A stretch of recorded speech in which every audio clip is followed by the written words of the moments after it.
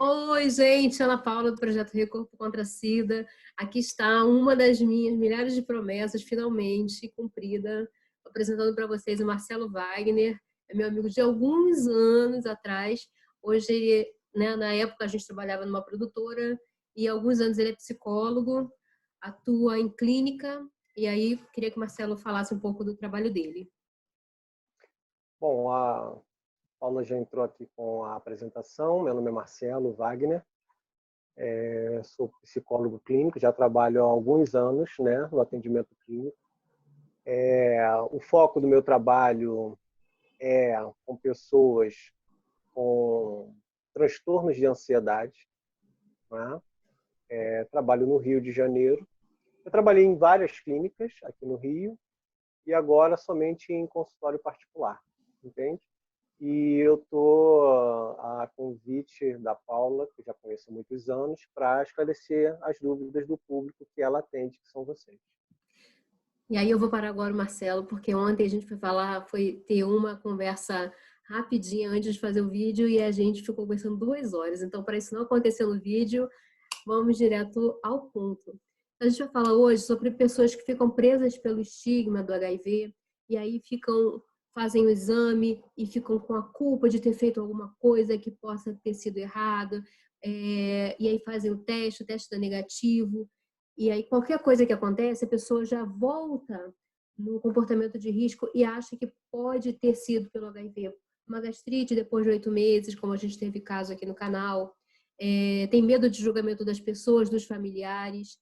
Aí o teste ele é feito com uma janela imunológica de 30 dias, mas depois de 100 dias, de 2 anos, independente de quanto tempo passe, a pessoa continua fazendo o teste, mesmo não em reagente, que é negativo, continua fazendo novos testes, novos exames, e sem ter confiança de que o negativo é para valer.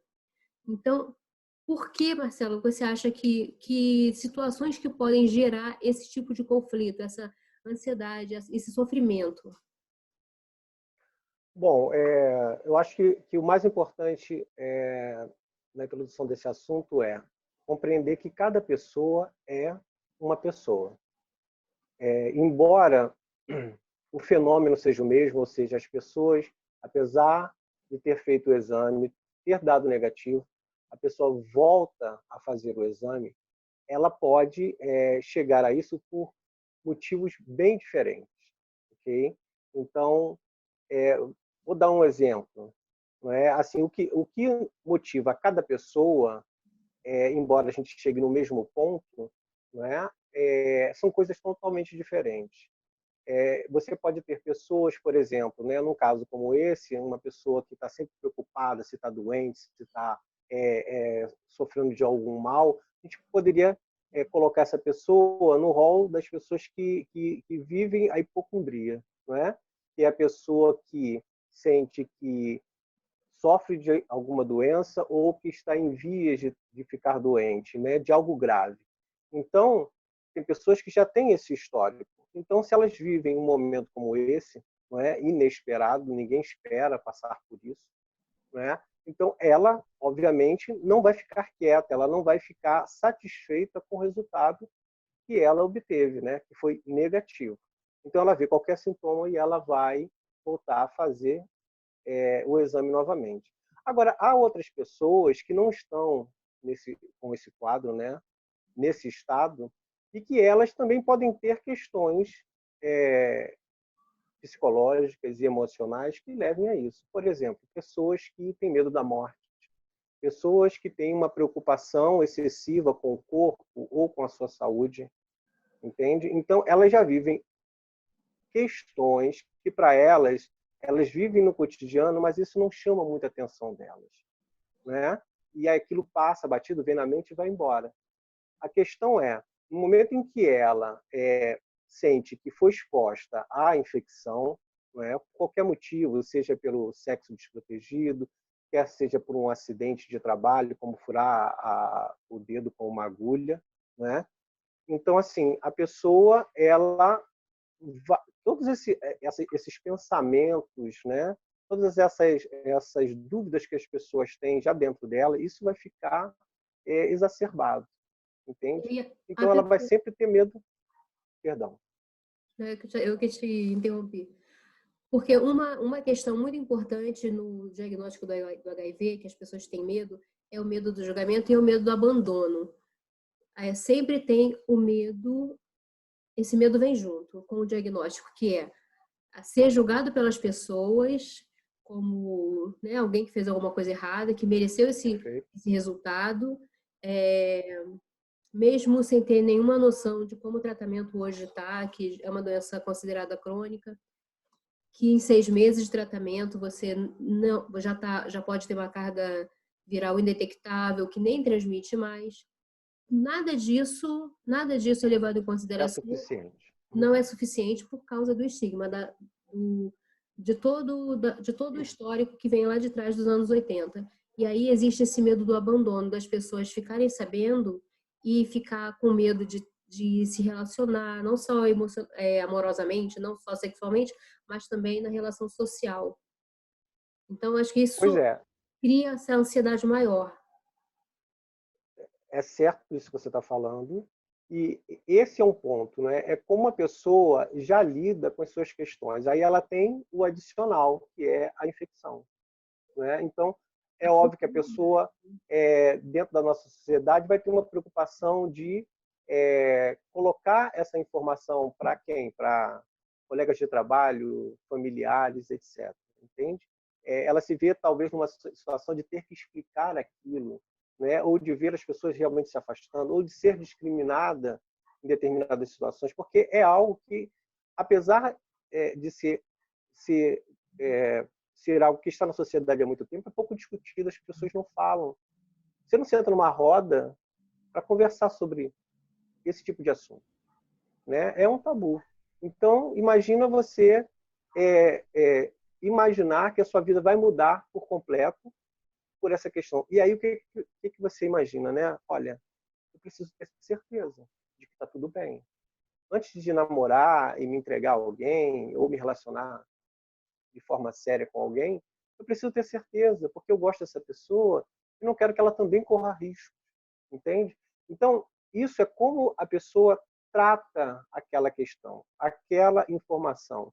Então, assim, como eu disse no início, cada pessoa é uma pessoa, não é? Não dá para a gente, mesmo o fenômeno sendo o mesmo, né? A pessoa quer se testar várias vezes, não dá para generalizar e dizer assim, olha, todos vocês estão sentindo isso por conta disso.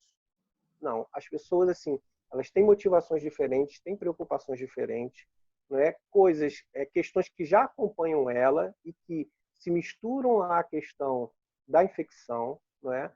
E que é difícil de destrinchar, né? É difícil dar uma resposta assim objetiva sobre o assunto, entende? E Então, aí o que todo eu mundo acho que é pausa. importante, desculpa, o que eu acho que é importante é seguir os passos, aqueles passos que a gente já conhece. Você se sentiu de alguma forma exposto? Vá a um médico da sua confiança ou uma instituição que realiza o teste, né? E vai viabilizar isso para você. Você fez o teste, sentiu que não está satisfeito, a gente acha, né, natural que a pessoa teste novamente daqui a algum tempo, depois que sentir que, olha, já passou da janela, já passou um tempo a mais, então agora esse teste é apropriado para isso. E dentro desse período, a pessoa vai fazer.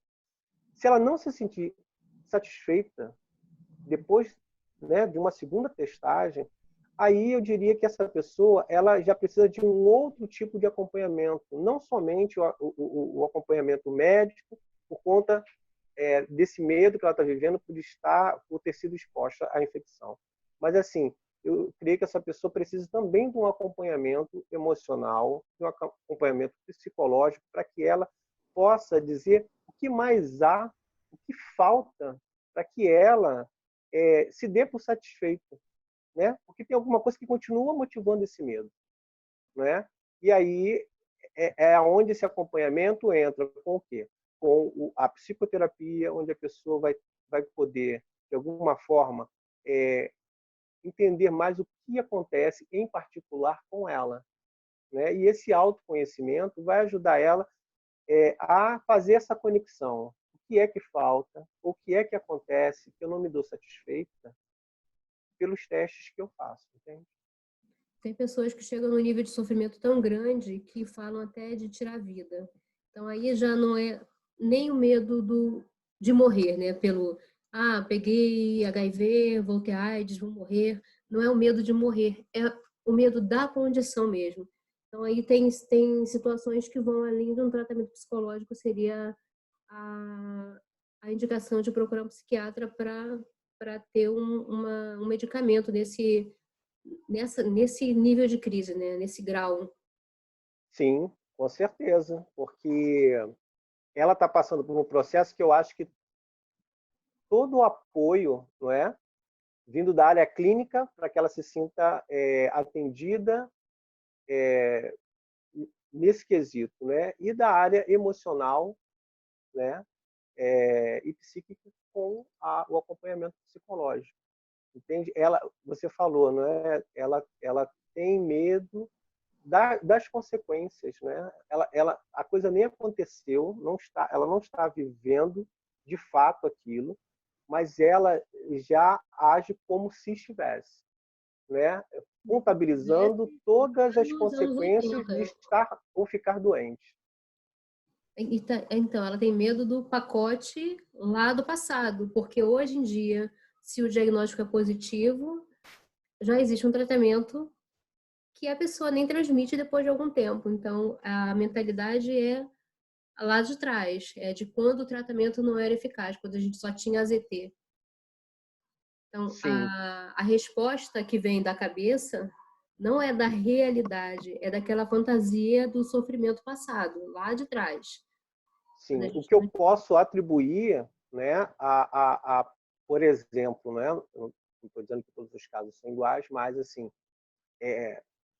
pode ser que uma ou outra pessoa não tenha todas as informações ou não tenha uma quantidade de informação suficiente, Uhum, entende? Para entender que hoje em dia é uma doença que, embora não tenha cura, mas ela é muito bem controlada. A pessoa tem praticamente uma vida normal com a medicação que temos atualmente, uhum. né? Então, assim, é, talvez falte, não é, de alguma forma, a informação ou que essa informação seja de fato vista por ela, uma vez que eu acho que assim a pessoa pode de alguma forma acabar muito, vamos dizer assim, com a visão fechada só para a questão do estou infectada, né? E assim parece que nada daquilo que ela leu ou daquilo que é dito ou o diagnóstico que é dado faz sentido. Ela é como se ela estivesse, vamos dizer assim, presa naquilo que a atormenta, que é a ideia de Uhum. estar infectado, entende? Então, assim, pode ser falta de informação? Pode. Pode ser a questão emocional, como eu disse? Pode. Então, eu acho que tem que fechar essa rede de suporte a essas pessoas, não é, para que elas possam se compreender. E elas mesmas, de alguma forma, assistindo, por exemplo, aos seus vídeos ou de outros que gostam de contribuir, né, com essas questões para o esclarecimento do público em geral, elas compreenderem assim que elas fazem parte desse processo, não é? Eu tenho, é, é, eu imagino que elas de alguma forma possam sentir que tem alguma coisa errada, sabe? Não delas estarem de fato doentes, mas assim, delas compreenderem que não é natural elas testarem e dá negativo, ela não acredita, e dá negativo, sabe? Acho que elas devem sentir um desconforto por isso. Claro. Sentem que tem alguma coisa que não está fazendo sentido. Esse é um sinal de que, olha, eu não estou bem. Isso começa o quê? A desencadear uma série de questões aonde isso afeta a vida da pessoa, a rotina da pessoa, né, e o estado emocional dela como um todo. E é uma retroalimentação, né? Eu Uhum. tenho medo, eu fico ansioso, volto para a linha de partida, né? Tenho medo de novo, continuo ansioso e assim a gente vai e não sai disso. Então, nesse momento, eu acho que esse corpo de apoio pode ser essencial para que a pessoa volte, né, retome uma linha de pensamento não é mais condizente com o que ela realmente está vivendo, entende? E saia daquela coisa que não permite que ela vá adiante. Ela fica realmente presa, eternamente testando e eternamente angustiada com essa situação que nunca vai se resolver, né? Nunca vai ser satisfatória para ela. É. E aí, pela nossa experiência lá de casa, eu tenho essa experiência de não ter tido, nós, né? Eu, a minha irmã, minha mãe, meu pai, ter buscado apoio psicológico durante o tratamento da Márcia, porque se a gente tivesse buscado, a gente tivesse esclarecimentos, tivesse tido essas informações lá atrás, hoje provavelmente ela estaria com a gente. Mas por falta, a gente não tinha internet como tem hoje, a gente não tinha o nível de informação que tem hoje. Hoje tem muita informação, mas também tem muita informação errada. Então, naquela época não tinha informação de nada, nem errada, nem certa, nada, zero. Então, a gente ficava perdida, igual o cego em tiroteio. Então, se a gente tivesse tido uma orientação psicológica para a família, ter entendido certinho o que era, não ter entrado naquele desespero que a gente entrou, hoje ela estaria com a gente. E isso é certeza, eu não acho, tenho certeza. Então faz muita diferença. Ai, Marcelo, obrigada. Então, aí, só Eu que agradeço. justificando, gente, pela demora, marquei muitas vezes, e aí finalmente hoje a gente conseguiu gravar esse vídeo e cumprir essa primeira, que aí eu vou chamar Marcelo outras vezes para vir falar com a gente aqui. Ok, estou à disposição. Foi um prazer estar no seu canal. E, bom, eu espero que as pessoas tenham, né, tirado proveito desse período que passamos juntos, né? E qualquer dúvida, além dessa, eu estou à disposição. Você quer que eu deixe meu contato aqui para as Pode pessoas? deixar, mas eu vou deixar também na descrição do vídeo, deixar teu e-mail, é o que você tem, Instagram, pode passar. Nós temos o Espaço Terapêutico Sense, né? É, tem o site, tem o Instagram, tem o Facebook. Né? Eu acho melhor deixar tudo descrito lá, porque fica mais fácil, as pessoas já podem clicar e ir direto aí. E deixo meu e-mail também, que aí quem quiser entrar em contato, tiver dúvidas, não é? Ou precisar ainda, né, de alguma orientação no sentido dessa rede de apoio, né? Eu também estou à disposição para indicar, não é, locais e pessoas que podem, de alguma forma, ajudar quem estiver precisando. Tá bom? Legal. Então tá. Obrigada, Marcelo. Vamos encerrando aqui. Gente, a gente vai falando mais e vamos tirar as dúvidas, aproveitar agora um pouco do Marcelo também, já que ele se disponibilizou, vamos aproveitar. Um beijo, Tá até o ok. próximo. Um abraço a todos vocês. Tchau, tchau.